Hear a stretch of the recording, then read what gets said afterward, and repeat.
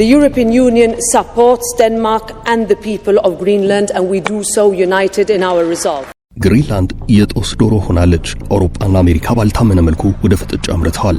አሜሪካና የአውሮፓ ህብረት በግሪንላንድ ምክንያት ወደ ጦርነት እንዳይገቡ ያሰጋ ነው። ዩናይትድ ስቴትስና የአውሮፓ ህብረት ወደ ጦርነት ገቡ ማለት አሜሪካ የምትመካበት የምዕራባውያን ሀገራት ዋና አስፈጻሚ የሆነው ወታደራዊ ኃይል ሊያበቃለት ይችላል የሚሉ አስተያየት ሰጪዎች አሉ። የኔቶ ህልውና አደጋ ውስጥ ሊገባ ነው የሚል መረጃ በስፋት እየተሰራጨ ነው። ኔቶ እንዴት በግሪንላንድ ምክንያት ችግር ውስጥ ሊገባ ይችላል ብለን እንጠይቃለን። ኔቶ የሰሜን አትላንቲክ ጦር ቃል ኪዳን ድርጅት ተብሎ የሚጠራው የተቋቋመው ደግሞ በፈረንጆቹ 1949 ነው። በወቅቱ ድርጅቱን ያቋቋሙት 12 ሀገራት ሲሆኑ አሜሪካ፣ ዩናይትድ ኪንግደም፣ ካናዳና ፈረንሳይ ይገኙበታል። ሲመሰረት ዓላማው የነበረው ሩሲያ አባል ከነበረችበት ሶሻሊስት ሶቪየት ህብረት በኩል የሚቃጣባቸውን ጥቃት ለመመከት ነው። አባላቱ ስምምነታቸው እንዲህ ይላል። አንድ አባል ተነካ ማለት ህብረቱ ተነካ ማለት ነው።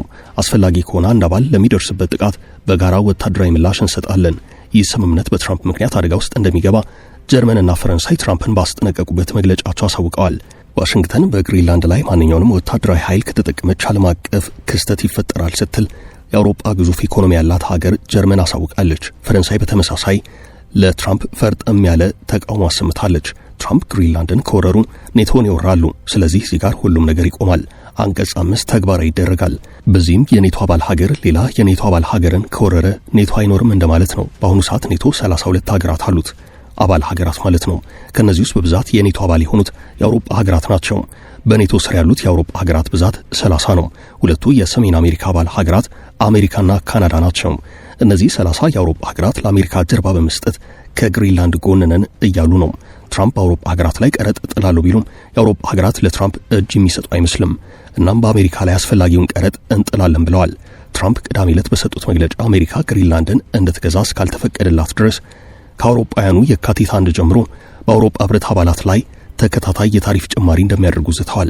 የመንግስታቱ ማህበር በሁለተኛ ዓለም ጦርነት ማግስት የተካው የተባበሩት መንግስታት ድርጅት ከተመሰረተ ከ50 ዓመታት በኋላ የዓለም ህግና ስርዓት አደጋ አጋጥሞታል የሚል ከባድ አስተያየት እየተሰጠ ነው። አሜሪካ በተናጠል በቬንዙዌላ ላይ ያካሄደችው ወረራና ፕሬዚደንት ኒኮላስ ማዱሮን አግቶ የመውሰድ ዘመቻ ዓለምን አስደንግጦ መሰንበቱ ሳያንስ የትራምፕ መንግስት ከ60 በላይ የተመድ ድርጅቶችንና ፕሮግራሞችን አባልነት አሜሪካ እንድትወጣ ማድረጉን አሳውቋል። ዩክሬን በሩሲያ ስትወረር አንዳችም ነገር አልፈየደም የሚባለው ተመድ ከዚያ ቀደምና በኋላ በተደጋጋሚ ባጋጠሙ ተመሳሳይ የሀገር ሉዓላዊነት ጥሰቶች የተነሳ ዓለም አቀፍ ስርዓት ማስፈን ተስኖታል ይባላል። ዓለም የጉልበተኞች መፈንጫ የሆነች ነው የሚል አሉታዊ ትችት በሚስተጋባበት በዚህ ወቅት እንደ አሜሪካ፣ ሩሲያና ቻይና ያሉ ልዕለ ኃያላን ሀገራት ብቻ ሳይሆኑ እንደ እስራኤል፣ ሳዑዲ አረቢያ፣ የተባበሩት አረብ ኤምሬቶችና ተርኪን የመሳሰሉ መለስተኛ ኃያላን ሀገራት በዓለም በየማዕዘኑ እንዳሻቸው የሚፈነጩበት ሁኔታ ተፈጥሯል። እስራኤል በጋዛ ፍልስጤማውያን ላይ ያደረሰችውን ጉዳት የዓለም ስርዓት ማስቆም እንዳልቻለው ሁሉ ቀጠናዊ ኃያላን የሚባሉ ሌሎች ሀገራትም በየመንና በሱዳን እልቂት እጃቸውን አስገብተው እንዳሻቸው እየፈተፈቱ ነው። እነዚህ መለስተኛ ኃይላት ሚድል ፓወርስ እርስ በርስ የፈጠሩት ሽኩቻም ቀላል አይደለም።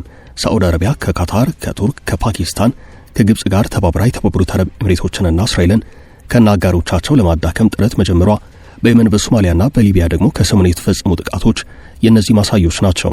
የኃያላኑን የእርስ በርስ ግብግብ የሚገላግለውም ሆነ ደካማ የሚባሉ ሀገራትን ከጥቃት የሚጠብቀው ማን ነው የሚለውም ጥያቄ የሚነሳው እዚህ ጋር ነው። እናም ዓለም ከመቼውን ጊዜ በላይ የሶስተኛ ዓለም ጦርነት የመቀስቀስ ስጋት ውስጥ ትገኛለች። በዚህ ሰዓት እያንዳንዱ ነገር ተለዋዋጭ ሆኗል። ተመድ በአሁኑ ወቅት የተመሰረተበትን ዓላማ እያስፈጸመ አይደለም። ድምፅን በድምፅ የመሻር መብት ያላቸው ጥቂት ኃያላን ሀገራት ብቻ መሆናቸው ድርጅቱን አጣብቂኝ ውስጥ ከቶታል። በመላው ዓለም ብዙ ግፍ ሲፈጸምና ዓለም አቀፍ ሕግ ሲጣስ ማስቆም አልቻለም። የእስራኤልና የፍልስጤም ጉዳይ አሰቃቂ ሰብአዊ ቀውስ ሲፈጥር ድርጅቱ ምንም አልፈየደም። ለዩክሬንና ለሩሲያ ችግርም እልባት አልሰጠም። የትራምፕ አስተዳደር ደግሞ ልክ እንደ አዲስ በሰሜንና በደቡብ አሜሪካ ቀጠና የአሜሪካን ልዕለ ኃያልነት ዳግም ማስፈን የሚል የተናጠል ፖሊሲ እያራመደ ነው። ለመሆኑ ለትራምፕ አነጋጋሪ እርምጃ የተመድ ዋና ጸሐፊ ምን ምላሽ ሰጡ የሚለውን እንመልከት። የታሪፍ ጭማሪ ይደረግባቸዋል የተባሉት ሀገራት ዴንማርክ፣ ስዊድን፣ ፈረንሳይ፣ ጀርመን፣ ኔዘርላንድስ እንዲሁም ፊንላንድ ናቸው። የአውሮፓ ህብረት ሀገራት በበኩላቸው እርምጃን በማስፈራራት የማስገደድ ዘዴ እንደሆነ እየገለጹ ነው። የህብረቱ መሪዎች አሜሪካ ላይ እርምጃ ለመውሰድ ምን አይነት አማራጮች እንዳሏቸው ለመወያየት ለመጪው ሐሙስ ቀጠሮ ይዘዋል። ከቀረቡት አማራጮች መካከል አንዱ ወደ አውሮፓ በሚገባው 107.7 ቢሊዮን ዶላር ዋጋ እንዳለው በሚገመተው የአሜሪካ ምርት ላይ ታሪፍ መጣል ነው። አውሮፓና አሜሪካ ከየት ወዴት እየሄዱ ነው ያስባለውም ይህ ጉዳይ ነው። ፈረንጆቹ አሜሪካን ለመፋለም ወታደራዊ ዝግጅት እስከ ማድረግ ደርሰዋል። የአውሮፓ ህብረት ሀገራት በኔቶ በኩል የተዛመዷትን አሜሪካን ለመቋቋምና የዴንማርክን ሉዓላዊ ግዛት አካል የምትባለውን ግሪንላንድን ከወረራ ለመታደግ በደሴቲቱ ጦር ማደረጃቸውን ወታደራዊ ልምምድ ማድረጋቸውን ሲገፉበት ታይተዋል። ሩሲያም በግሪንላንድ ጉዳይ ድምጿን አሰምታለች። ትራምፕ ግሪንላንድን የአሜሪካ ግዛት ለማድረግ የጀመሩትን እቅድ የሚቀጥሉ ከሆነ የድርጊት ለዓለም ፍጻሜ መጀመሪያ ሊሆን እንደሚችል ሩሲያ አስጠንቅቃለች።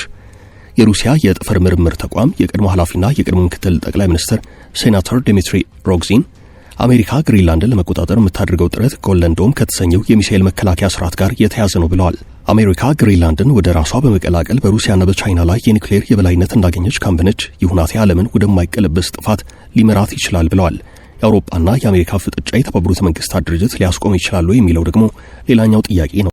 ይህ ፍላጎት ለ300 ዓመታት ያህል በዴንማርክ ቁጥጥር ስር ባለችውና 57000 ሕዝብ በሚኖርባት ግሪንላንድ የራስን በራስ የማስተዳደር ፍላጎት ላይ ምን አይነት ተጽዕኖ ሊኖር ይችላል በሚለው ጉዳይ እስካሁን ይህ ነው የሚባል መልስ ባይገኝለትም በግሪንላንድ ምክንያት አውሮፓና አሜሪካ ከፍተኛ ግጭት ውስጥ የመግባት ስጋት ውስጥ ናቸው። እንደሚታወቀው ራስ ገዟ ግሪንላንድ የህዝብ ቁጥሯ 57000 ገደማ ነው። ኢኮኖሚያ በአብዛኛው በዴንማርክ ኮፐንሃገን በሚደረግ ድጎማ ላይ የተመሰረተ ነው። የዴንማርክ ግዛት አካል ናት። ባትሪዎችንና ከፍተኛ የቴክኖሎጂ መሳሪያዎችን ለማምረት አስፈላጊ የሆኑ ማዕድናት ይገኙባታል። ወርቅ፣ ፕላቲኒየም፣ ሊቲየም፣ ቲታኒየም እና ሌሎች ተፈላጊ ማዕድናት አሏት። እንደ ድንጋይ ከሰልና ዩራኒየም ያሉ የኃይል ማዕድናትም ይገኙባታል። አልማዝና ሩቢንን የመሳሰሉ የከበሩ ማዕድናትም አሏት። የአውሮፓ ህብረት ማንኛውንም ጥቃት ሊከላከል የሚችለው እንዴት እንደሆነ መገመት ግን አስቸጋሪ ነው። የራሱ የሆነ የመከላከል አቅም የሌለው ሲሆን ከ27ቱ የአውሮፓ ህብረት አባላት ውስጥ አብዛኞቹ የኔቶ አባላት ናቸው። እናም የግሪንላንድ ጉዳይ አሜሪካንንና ኔቶን ከመቼውን ጊዜ በላይ ፍጥጫ ውስጥ እንደሚከታቸው ነው እየተነገረ ያለው። የተባበሩት መንግስታት ድርጅት ዋና ጸሐፊ አንቶኒዮ ጉተሬዥ አሜሪካ ያለምንም ተጠያቂነት እየተንቀሳቀሰች ነው፣ ኃይሏም ከዓለም አቀፍ ሕግ የበለጠ ዋጋ እንዳለው ታምናለች ሲሉ ለቢቢሲ ተናግረዋል። ዋና ጸሐፊው ከቢቢሲ ሬዲዮ ፎር ቱዴይ ፕሮግራም ጋር በነበራቸው ቆይታ አሜሪካ የባለ ብዙ ወገን መፍትሄዎች ጥቅም አልባ ናቸው የሚል ግልጽ ድምዳሜ ይዛለች ሲሉ ተችተዋል።